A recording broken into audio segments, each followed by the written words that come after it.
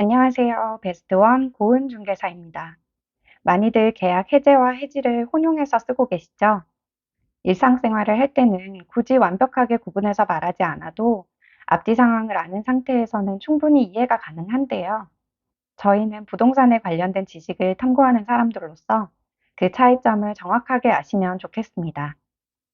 어떤 계약을 한 건 했는데 그 계약으로 인해 발생하는 물권적, 채권적 효력을 모두 없애고 싶을 때, 예를 들어 부동산 매매 계약서를 작성하고 잔금일을 기다리고 있는 상황에서 그 계약을 모르고 싶을 때, 그때 하는 것이 계약 해제입니다. 이 계약 없었던 걸로 합시다.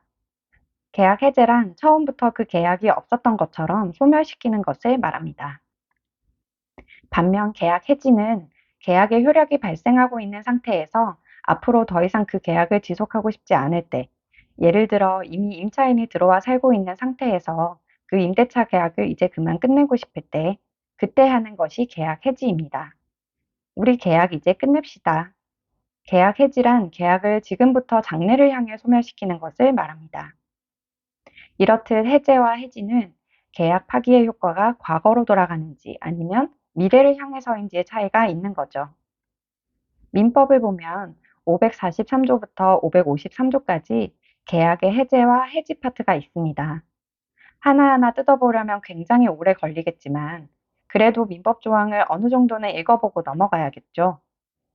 가볍게 이해하기 위해서 내용을 6개 조항으로 줄이고 단어도 조금 쉽게 바꿔서 설명해 보겠습니다.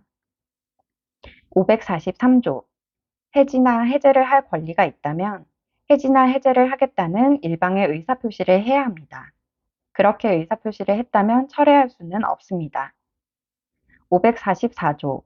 약속된 금액을 지불했는데 부동산을 넘기지 않거나 반대로 부동산을 넘겼는데 금액을 지불하지 않는다면 상대방은 일정 기간을 정해서 독촉하고 그래도 약속을 지키지 않는다면 계약 해제가 가능합니다.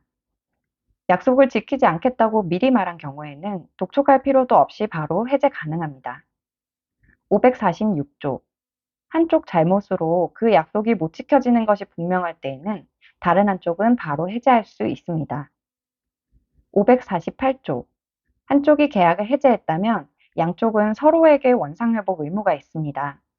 그러나 그 계약을 근거로 제3자가 어떠한 채권을 가지게 됐다면 해제나 해지로 인해서 그 제3자의 권리를 침해할 수는 없습니다.